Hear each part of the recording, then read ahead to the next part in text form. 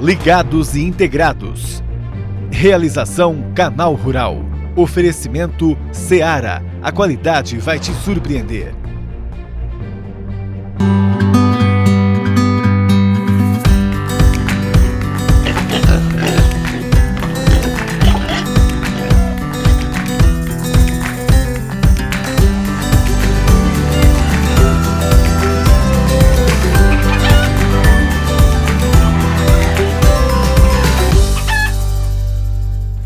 Bom dia, bem-vinda, bem-vindo. Avicultura e suinocultura esperam que imposto sobre importação do milho seja extinto. O Luiz Rua, gerente de mercados da BPA, vem analisar com a gente os prós e contras dessa reivindicação. O que fazer quando os suínos desenvolvem pneumonia enzótica? Chama o veterinário. É o nosso quadro com a Heloísa Nascimento, que vem nos atender e dar todas as dicas. Tem muito mais informação para você, fique com a gente. Vamos começar? E agora? A tarifa sobre a importação de soja, farelo de soja e óleo de soja deve ser reduzida ou até zerada, ao menos até o início da próxima safra. É o que se descobriu na apuração de notícias aqui do Canal Rural. A decisão sai na quarta-feira, na reunião do Comitê do Comércio Exterior do Ministério da Agricultura. Sobre o milho, ainda não há novidade, mas a pressão dos pecuaristas é grande. Esse foi um ano de recordes no preço pago pelo milho. Em março, atingiu R$ 60,95 a saca. Oscilou nos próximos meses, mas sempre em patamares altos. Nem a safrinha do meio do ano desvalorizou o grão. No fechamento de setembro, um novo recorde, R$ 63,00 a saca. O principal fator para essa valorização é bem conhecido, se chama China. O país também demanda soja, além dos produtos derivados. Quem sofre é a pecuária brasileira. E tem tudo para piorar por conta de outro fator, o tempo seco em todo o Brasil. As semeaduras das próximas safras de soja e, por consequência, de milho já estão atrasadas e o mercado trabalha com mais aumentos nos preços. Para a pecuária brasileira, não existe outra opção senão importar os produtos, não só do Mercosul, onde não existem taxas, mas também de outros países. A discussão sobre a retirada das tarifas existe desde 2017, às vezes com menos pressão, outras vezes ganha força, como nessa época. O mesmo acontecia com o arroz, que teve tarifa zerada depois da quebra na última safra brasileira. Sobre a soja e o milho, o debate continua no Ministério da Agricultura. Nesta quarta está prevista uma reunião no Comitê de Gestão da Câmara do Comércio Exterior e consta na pauta a redução da tarifa de importação para soja, além de farelo e óleo. A indústria de aves e suínos aguarda com grande expectativa, defende que a medida pode conter a alta nos custos de produção. É esperada essa reunião depois de um ano inteiro aí, né? Principalmente para a avicultura, tendo pouca margem de lucro. Vamos conversar mais sobre esse assunto? O Luiz Rua, nosso amigo, gerente de mercados da BPA, nos atende para tirar algumas dúvidas aí. Luiz, bom dia para você. Bom dia, Pablo, e a todos os telespectadores do Canal Rural. É sempre um prazer estar aqui com vocês. Obrigado por ter vindo. Luiz, conta pra gente como é que está, inclusive, a BPA aí, né? A gente está, por acaso, apoiando essa isenção do imposto para importação de soja, de milho. Isso realmente ajudaria o setor?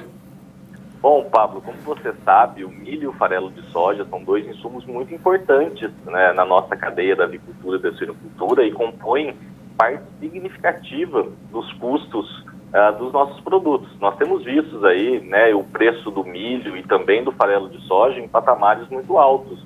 E essa subida do preço do milho e da soja ela é verificada desde do início do ano, né? Se a gente pegar o primeiro semestre, houve um incremento em média de 35% desses produtos, né? Desses produtos que são a base das nossas rações para os frangos e para os suínos. Então, se a gente olhar, né, nos últimos meses, essa situação se torna mais complicada ainda, porque a gente vê o milho subindo aí na casa dos 70%, né, em relação ao mesmo período do ano passado, com a saca chegando na casa das 60, 70 toneladas, dependendo da praça.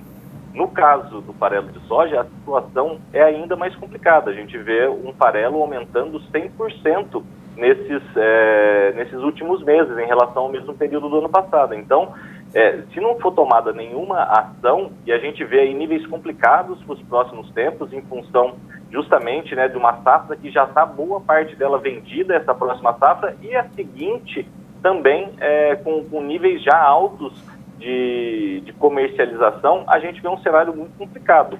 E aí, da nossa parte, enquanto a BPA, nós estamos solicitando ao governo que de fato se reduza a tarifa de importação do milho e do farelo de soja, que hoje está na casa dos 8%, isso se reduza a zero, ou seja, que a tarifa seja eliminada, e que também se possa fazer uma equiparação tributária. E aqui a gente não está falando de cobrar imposto de quem exporta, tá? Muito pelo contrário, até porque nós somos defensores do livre comércio. Mas o que nós estamos pedindo é que, efetivamente, o milho, né, e a soja que são exportadas, elas têm algumas isenções de impostos, né, como é o caso do ICMS. Mas quando eu estou carregando milho lá do Mato Grosso do Sul para o Rio Grande do Sul, eventualmente, eu tenho que pagar ali alguns impostos adicionais, o que acaba, de alguma maneira, atrapalhando um pouco a competitividade. E a gente sabe que a avicultura e a suinocultura são duas cadeias que agregam muito valor, e agregam muito valor aqui no nosso país, trazendo emprego e renda, especialmente nas cidades do interior do país. Agora, com relação à isenção para o imposto de importação, isso nos parece que está bem positiva, né? Aí positivo o trabalho do Ministério da Agricultura. Agora, sobre o ICMS dos estados, já é um assunto mais complicado, estou errado? Não, eu acho que é isso. Eu acho que nesse primeiro momento a questão da tarifa de importação seria, de alguma forma, um respiro, né, nessa situação, mas aí a gente tem que olhar também a competitividade como um todo. E essa questão do ICMS entra nessa questão mais ampla. Mas, de qualquer maneira, a gente vê com bons olhos caso seja efetivamente retirada essas tarifas de importação para o milho e para o farelo de soja. E também há um pouco a discussão de que se isso, a tarifa de importação, né, tirando ela aí de outros países, além do Mercosul, no qual já não pagamos impostos para importar, né, se isso realmente valeria a pena, surtiria efeito, vocês acreditam que sim? Nós teríamos aí mercados bons para se comprar esse milho? Olha, eu acho que é uma alternativa válida, né? E a gente vê aí os Estados Unidos como um grande fornecedor, né, no milho e na soja. Então, talvez possa ser aí uma alternativa para se ajustar um pouco, né, desses preços, desses insumos que estão em níveis históricos. Pois é. E a questão do ICMS, né, de novo, até difícil a gente falar sobre isso, porque como pode, às vezes, a gente comprar um produto mais caro de um outro estado do que de um outro país, na comparação, né? Mas eu falo que é complicado justamente porque os estados não querem perder a arrecadação. Então, esse é um assunto bastante complicado, em que todos têm que entender a importância da avicultura e da suinocultura. E vocês acreditam, Luiz, que daqui a algum tempo, diríamos ano que vem, né, esses preços devem aumentar ainda mais, porque temos uma seca agora atrasando safras, né? Pode ficar uma situação quase que insustentável aí para a avicultura, para a suinocultura? Como é que a BPA está enxergando isso para daqui a alguns meses?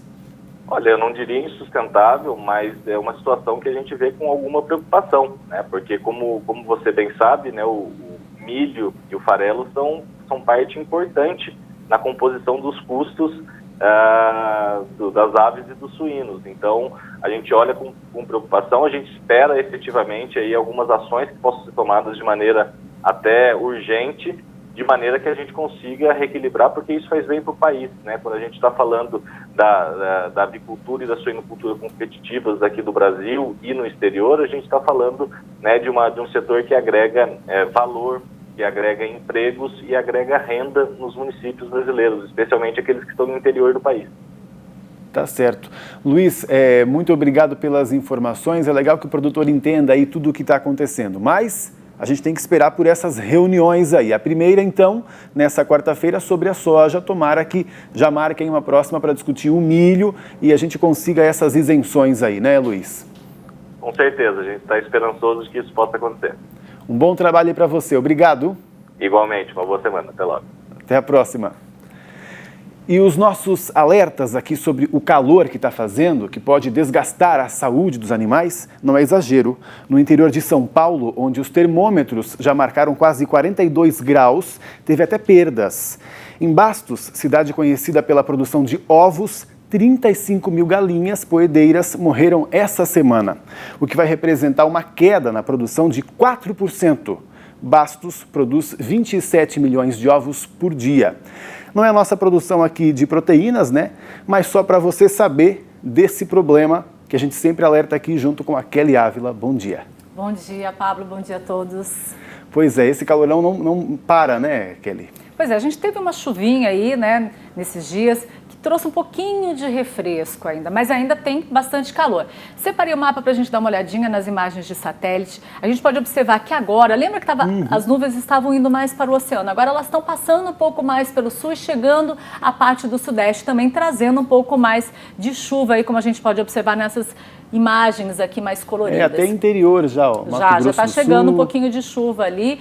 Não é uma chuva muito volumosa ainda, pode vir em forma de temporal em alguns momentos, até por conta que está muito abafado, mas não é tão volumosa ainda. Olha aí onde é que vai estar a chuva. Olha aí, a chuva vem aqui por boa parte do Rio Grande do Sul, leste e centro, passando aqui pelo Santa Catarina também, boa parte de Santa Catarina, e passa mais pelo leste dos outros estados. Aqui no interior vamos ter algumas pancadas de chuva, mas ainda faz bastante calor. E aí também a gente tem chuva lá na região amazônica, mas o sol ainda prevalece em boa parte do país, como a gente pode observar. Mas a gente realmente já percebe um avançozinho. Antes não tinha chuva aqui, exatamente, está avançando um pouquinho. Aqui também está começando a vir um pouquinho mais, só Tomara. preciso organizar aqui, porque é geralmente ali da região amazônica que começam a vir as chuvas aqui mais para o centro-oeste e sudeste do país. Aí a gente vai falar justamente de Bastos aí, que você estava comentando aí, que morreram animais, né? Olha só, não tem muita previsão de chuva não, viu, Pablo? 96 milímetros num período de 30 dias, é muito pouca chuva, 12 dias com chuva. Olha só, aqui praticamente só pancadas até o dia 2 de novembro. E em novembro que a gente deve ter 2 episódios ali, no início de novembro, de até 30 milímetros. Mas no restante, olha aqui, ó, pancadas, não chegam nem a 10 milímetros. Tá dando uma olhadinha aqui, Pablo? Então a gente vai ter pouca chuva ali em Bastos. Aí vamos dar uma olhadinha nas temperaturas. Mínima de 14 no dia 6 de novembro. Início de novembro a gente vai ter uma queda de temperatura na região sul e sudeste, mas olha aí, máxima de 41 graus no dia 19 agora. Então, no dia 19 de outubro, 41 graus. Ainda então faz bastante calor. É justamente a temperatura aí que está fazendo, inclusive, essa preocupação dos produtores. Então, ficar de olho de volta, viu? Vamos dar uma olhadinha no sul, já que lá a chuva geralmente chega primeiro. Será que vem mesmo? Olha, tem um pouquinho mais de chuva, Pablo, mas nada muito significativo. Eu separei Chapecó para a gente dar uma olhadinha. Vão ser 7 dias com chuva em 30 dias, então é muito pouco. 23 dias sem chuva, 106 milímetros. Quando que a gente vai ter um pouco de chuva mais significativa? A partir do dia 21, 22 de outubro, a gente tem volumes acima de 20 milímetros. Mas olha só, a gente vê, né, esse gráfico, imagina que é muita chuva. 20 milímetros não é muita chuva, é pouca chuva, tá? Aqui também em outubro e depois lá em novembro, início de novembro, que a gente chega a ter chuvas de até 30 milímetros, mas várias janelas de tempo seco aí também neste período de 30 dias em Chapecó. Aí eu vou dar uma olhadinha nas temperaturas. A gente vai ter uma queda de temperatura no início de novembro, que eu já falei também lá em Bastos. Olha, 7 graus no dia 5 de novembro, as temperaturas mínimas vão cair. E as máximas continuam bem quentes, Pablo. No dia 18 do 10, agora 18 de outubro, máxima de 35 graus. A gente pode observar que tem aqui, e aí em novembro, início de novembro, a gente tem essa quebra ali que vai trazer uma frente fria, mas são poucos dias. Frente fria logo que dura... já... Dura 1, 2 dias, 3 dias no máximo e já começa a subir. Pelo menos é o que está configurando os mapas aí. Talvez essa frente fria acabe até perdendo força mais para frente aí, né? Mas a gente vai ter esse friozinho no início de novembro.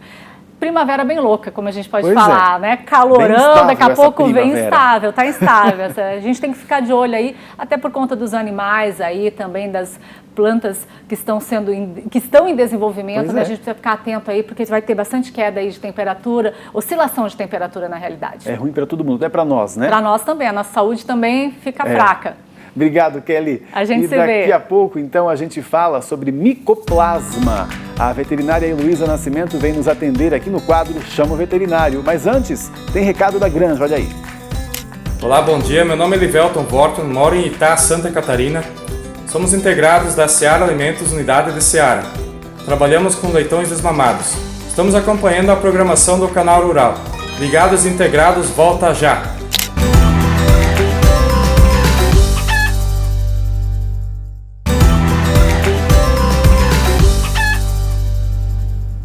Estamos de volta, obrigado pela sua companhia, tanto aqui pela TV quanto pela internet. Olha só, lá pelo Instagram, quem postou fotos e vídeos com a hashtag Ligados e Integrados.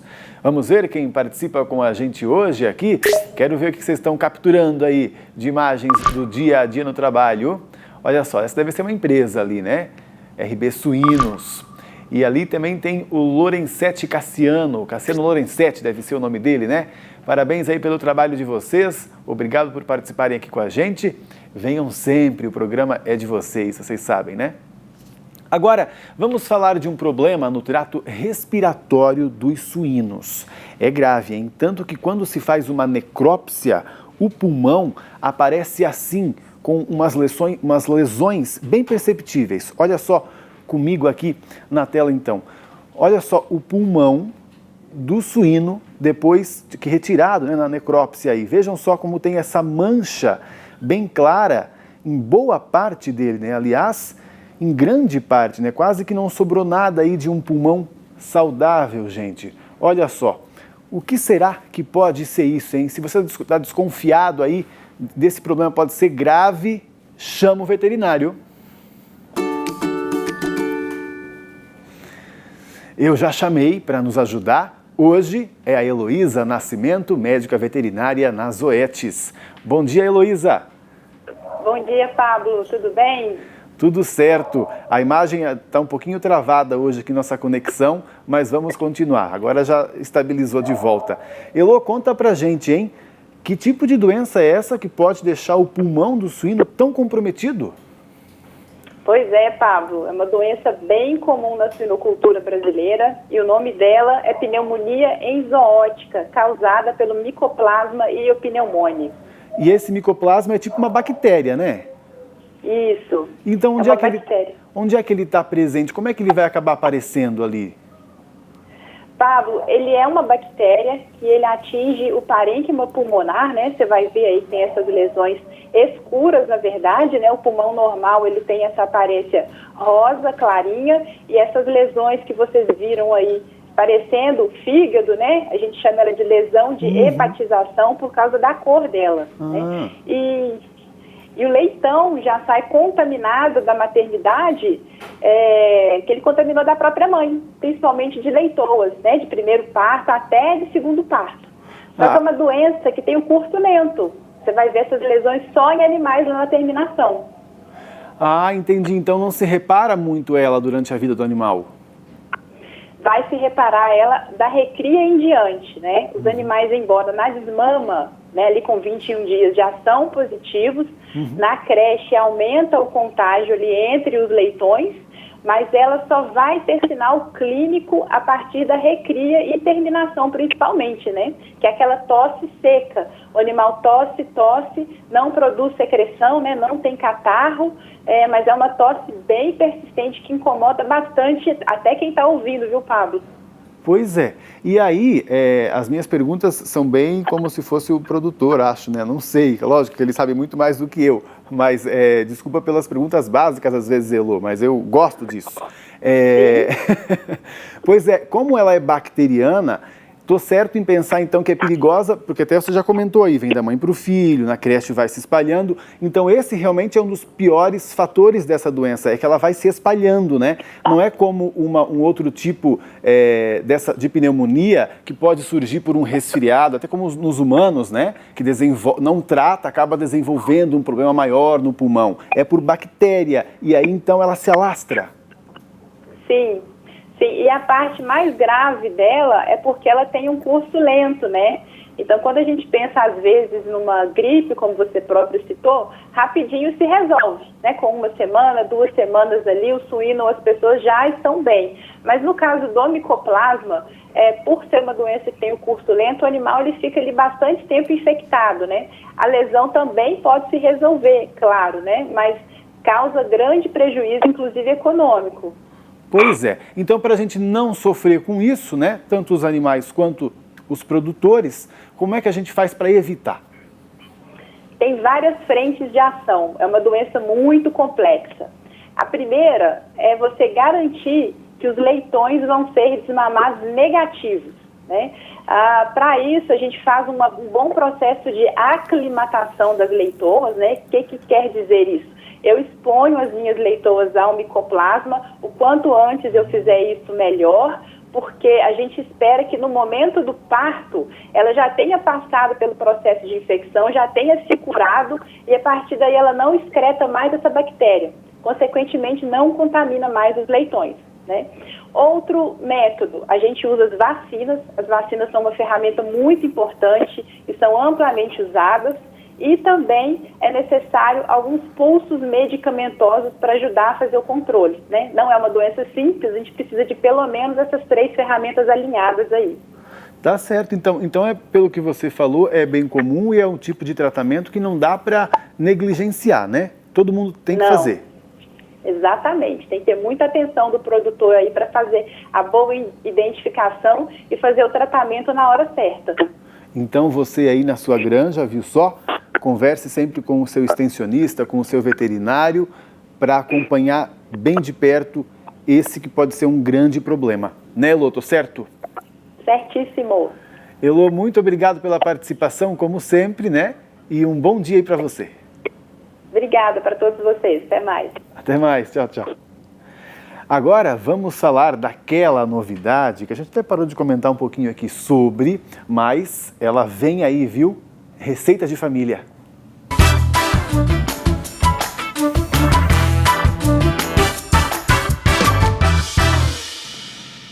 A gente já está preparando esse quadro aqui, viu? Na cozinha, com algumas receitas que vocês mandaram e queremos mais, né? Porque vai ser um espaço para mostrar aquele prato saboroso, muito comum, na sua casa. A gente quer conhecer ele. Pode ser muito simples ou muito elaborado. Pode ser, por exemplo, uma farofa que a sua avó faz lá com um tempero, né, quase que secreto, um bolo que a sua mãe faz, o tipo de carne, como é que seu pai assa, que ela fica tão suculenta, qual o segredo dele? Conta pra gente, manda pra cá. Pode ser em forma de texto, áudio, ou também você pode fazer uma foto, quem sabe, da receita, do caderno de receita, se houver, né? E mandar aqui pra gente. Tem o nosso telefone de WhatsApp que você consegue, então, mandar. É o 011 975 713 819. Eu repito, 011 975 713 819. Já agradeço a participação, quero ver sua receita aqui, agradeço principalmente porque eu vou comer, né? Então estou esperando. E o nosso programa hoje fica por aqui. Muito obrigado pela sua companhia. Mas se você quer mais informações do agronegócio, fique ligadinho aí, porque com o agronegócio, esse é o canal.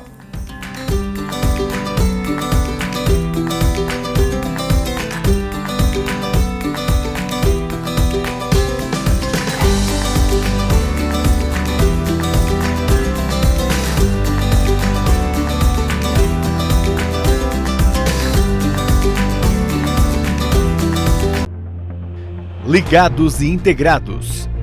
Realização Canal Rural. Oferecimento Seara. A qualidade vai te surpreender.